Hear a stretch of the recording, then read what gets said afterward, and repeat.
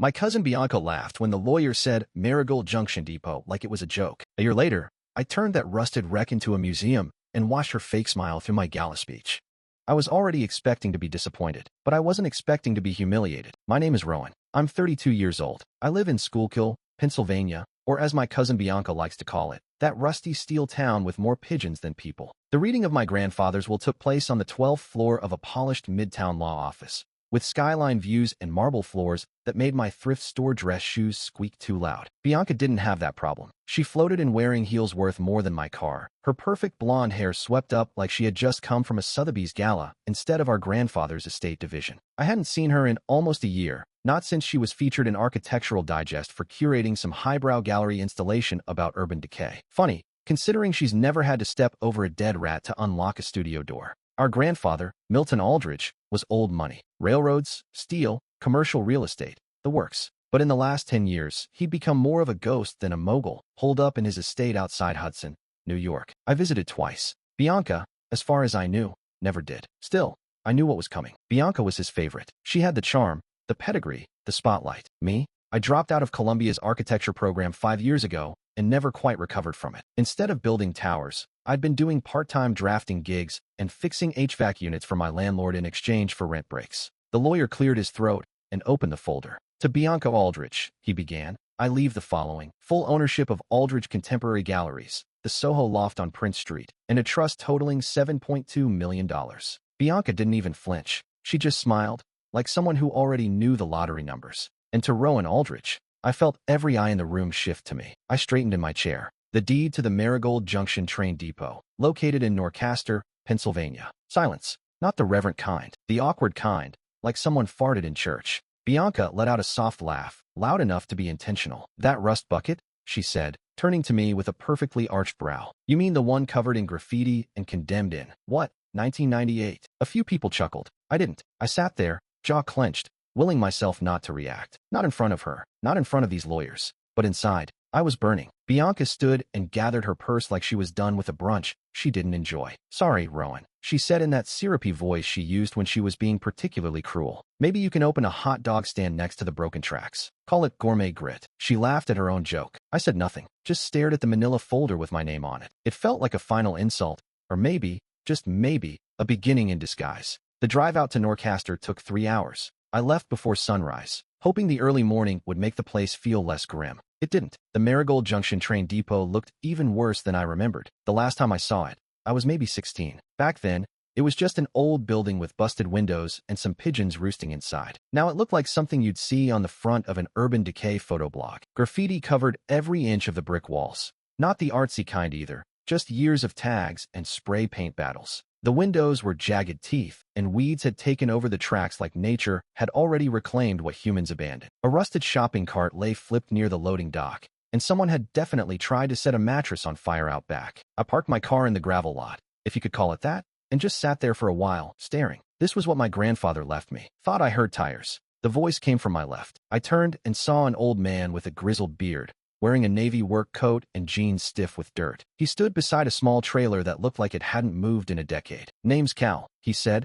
walking toward me with a noticeable limp. You Milton's boy? Grandson, I corrected. Rowan. Cal nodded slowly. I figured someone'd show up once the old man passed. Wasn't sure who'd get stuck with the depot. Stuck, I repeated. Nice. He grinned. Don't mean offense. Just nobody's cared about this place in a long time. Except me, I guess. I followed him toward the main building. The front doors were chained shut, but Cal pulled out a ring of keys and unlocked a side entrance. Inside, it was worse. Floors warped with moisture, broken benches, busted light fixtures dangling like broken bones. I should have walked away right then, but I didn't. Maybe it was the way Bianca laughed in that marble-lined office. Maybe it was the way everyone looked at me like I got the short end of the inheritance, just like they expected. Maybe it was the fact that this place, all of it, was mine. I glanced back at Cal. You said you've been here a while, since '86. You know this place better than anyone? Cal shrugged. Probably. Then show me everything. If this was going to be a joke, I'd at least read the whole punchline. A week passed before I stopped thinking about selling the place. I kept telling myself I was wasting time, that there was no fixing something this far gone. But every time I imagined walking away, I saw Bianca's smug face and heard her voice again. Maybe you can open a hot dog stand. So I stayed. I came back every day with a flashlight,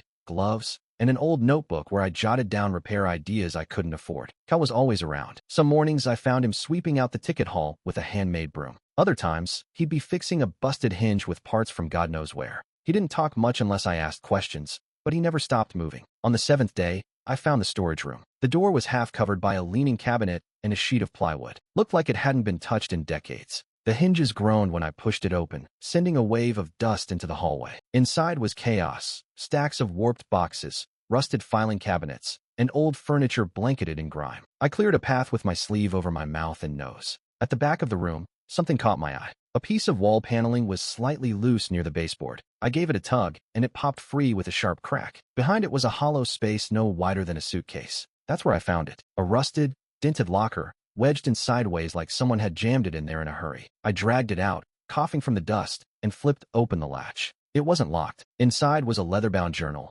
its cover cracked and stiff with age. Beneath it, a heavy iron key with a faded label tied on with string. The label read, in faded cursive, Vault, 1942. I sat down on an overturned crate and opened the journal. The handwriting was elegant but shaky, the ink browned with time. The first entry was dated July 1942. The vault was sealed this morning. All remaining inventory from the transfer is secured. Only 3 of us know the combination. The station must be kept quiet, unmarked. The entries continued, most of them brief, logs of movements, warnings about theft, reminders to avoid certain inspectors. One line made my stomach flip. This place isn't just a train depot. It's a vault, a courier checkpoint for wartime assets. The government needed secrecy. We gave them a ghost station. I closed the book slowly, trying to make sense of what I just read. I found Cal out back near the tool shed, sharpening an old garden hoe. Hey, I said, holding out the journal and the key. You ever hear anything about a vault? Something from the war? Cal took the journal, flipped through a few pages, then looked up at me with narrowed eyes. You're not thinking of selling anymore, are you? I shook my head. No. I'm thinking we start digging. It took us 3 more days to figure out where the vault might be. The journal gave a few cryptic clues, mentions of cold stairs, beneath the West Wing, and the generator that never ran. Cal said the old West Wing had been sealed off since the 70s after part of the roof collapsed, so we started there. The place was a mess. Rats had made nests in the walls. Every step felt like it might go straight through the floorboards. But behind the old maintenance office, we found it, a trapdoor under a rotted rug, nailed shut and buried beneath broken shelves. Cal pried it open with a crowbar. The smell that came up was old metal and mildew. We pointed our flashlights down the stairs. They were narrow and steep, leading into complete darkness. The air shifted, colder, heavier. You sure about this? Cal asked. I nodded, even though I wasn't. Yeah. We descended slowly, the wood creaking under our feet. At the bottom, we found a concrete corridor, barely wider than my shoulders. Pipes lined the ceiling. At the far end, a steel door waited, half swallowed by shadow. There was a small dial set into the wall beside it, a vintage combination lock covered in dust. I took out the journal and flipped to the page that mentioned 3 numbers. I tried them one by one, and on the 3rd click, the dial gave a soft thunk. The door groaned open. I don't know what I expected. Empty shelves, maybe. Dusty crates with old tools or forgotten equipment. But what we found stopped us cold. The room was massive, maybe the size of a basketball court, with rows of military crates stacked neatly along the walls. Stenciled on each one were the words, Confidential, Federal Reserve. Cal let out a low whistle. Son of a... We opened the nearest crate carefully. Inside were bundles of war bonds wrapped in wax paper. Another held vintage U.S. currency, bills from the 1930s and 40s, crisp and uncirculated. Yet another was filled with rare postage stamps, each sheet encased in plastic sleeves with dates and annotations. This stuff, Cal whispered. This is collector gold. No, I said, staring at a crate labeled R3, gold bullion receipts. This is a damn treasure trove. We spent the next hour cataloging what we could. The items were pristine, untouched for decades. It wasn't just government leftovers. It was history, frozen in time, locked away, and forgotten under a train station no one cared about. By the end, I was sitting on the edge of a crate, heart pounding, palms sweaty. What the hell am I supposed to do with all this? I asked out loud. Kel just looked at me and said, I think your granddad knew exactly what he was doing, leaving this place to you. I didn't answer, because for the first time in years, I was completely speechless. I didn't sleep that night. I just sat at the kitchen table in my tiny apartment, the journal open in front of me, the vault key beside it, and my mind running circles.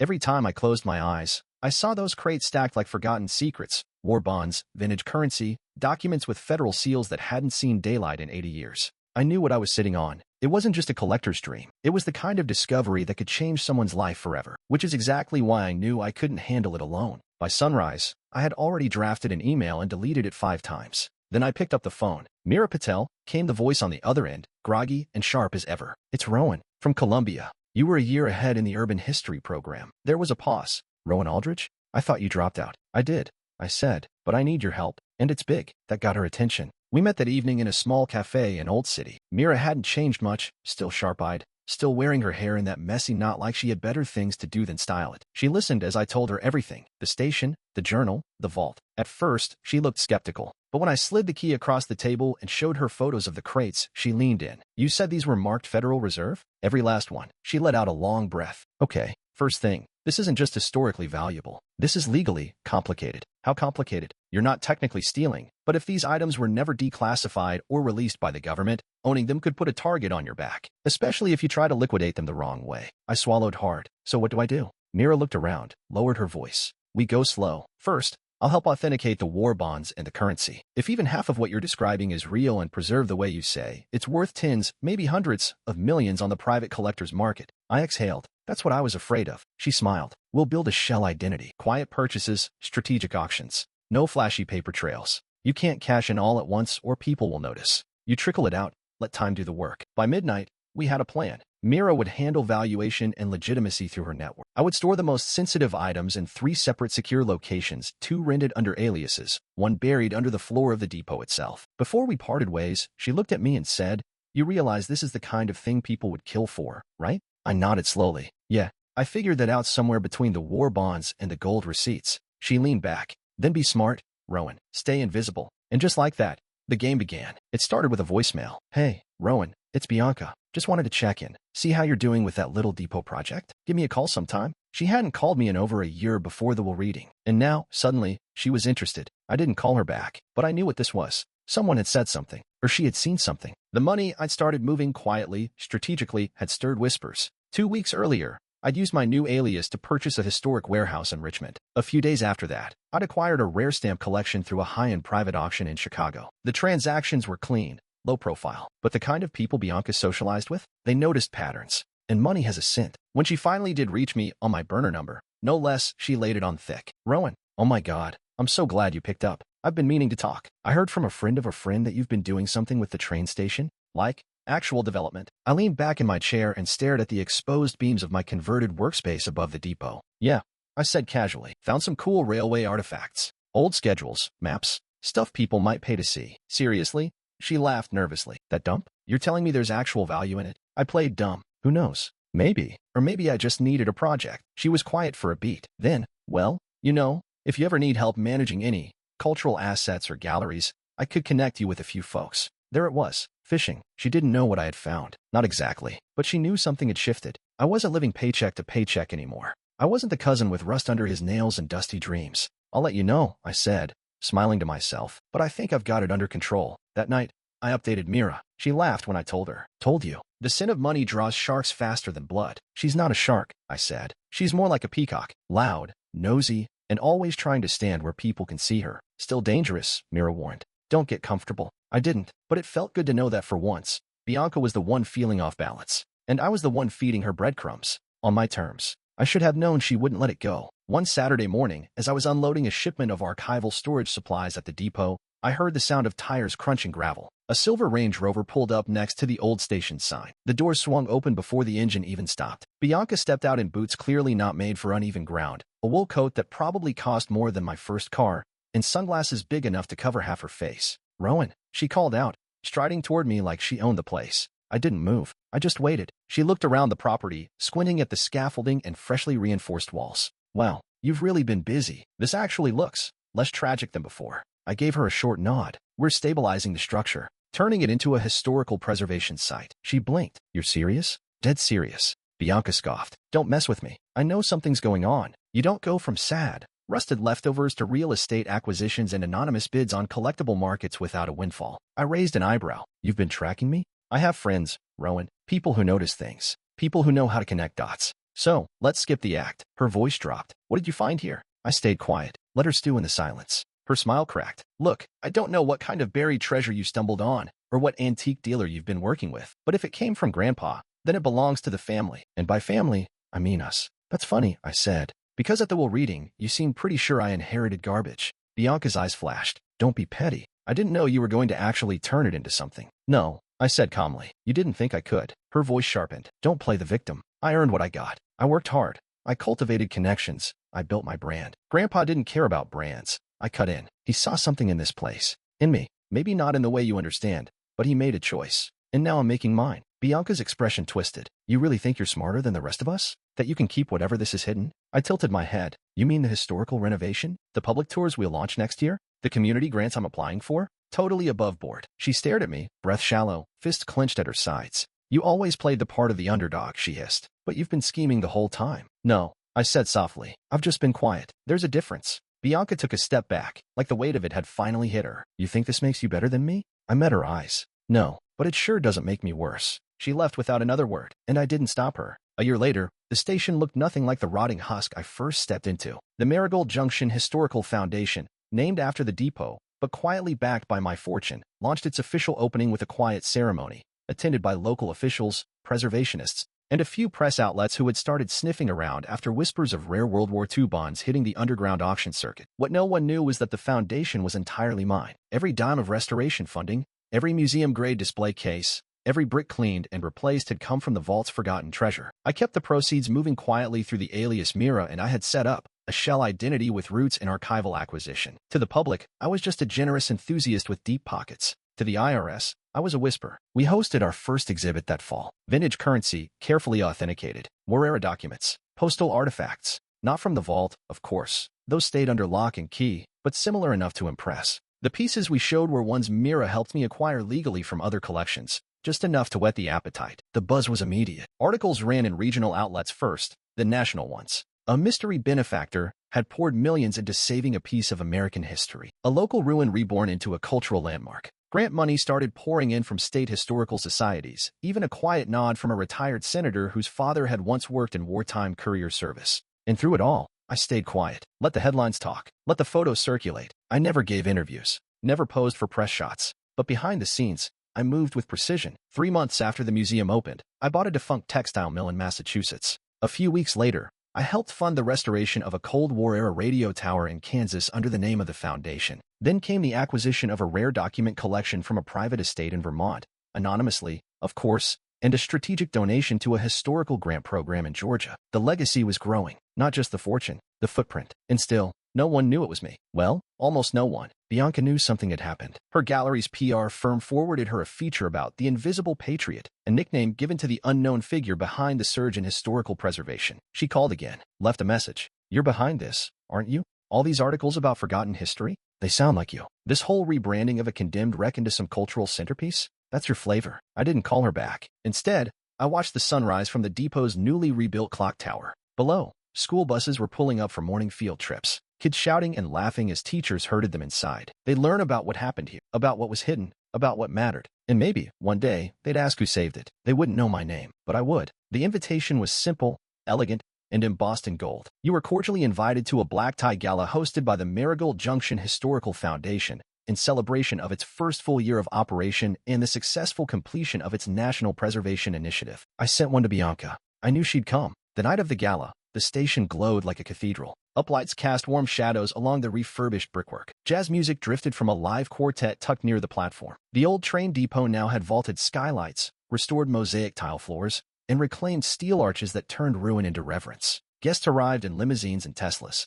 Local officials, Ivy League donors, people Bianca probably recognized from her own social circles. Except here, they weren't clustered around her. They were whispering about me, not by name, but by title. The benefactor, the architect behind it all. I walked through the crowd in a tailored tuxedo, no longer the invisible man. Bianca found me by the champagne bar. She wore emerald silk and a smile as polished as ever. I'll admit, she said, swirling her glass, I didn't expect to be impressed. But this, she gestured around, this is stunning. Thanks, I said, meeting her gaze. She studied me, then narrowed her eyes. You planned this, didn't you? This whole night, the transformation, the press. I smiled politely. It's been a good year. Before she could respond, a member of the foundation's board tapped my shoulder. Rowan, you're up in 5. Bianca blinked. You're speaking. I nodded. After all, I am the founder. Her jaw tightened. She didn't speak as I stepped away. I took the stage beneath the old station arch, now lit with a gentle gold wash. Cameras flashed. Glasses clinked. The room fell quiet. Thank you all for being here, I began. A year ago, this place was a shell,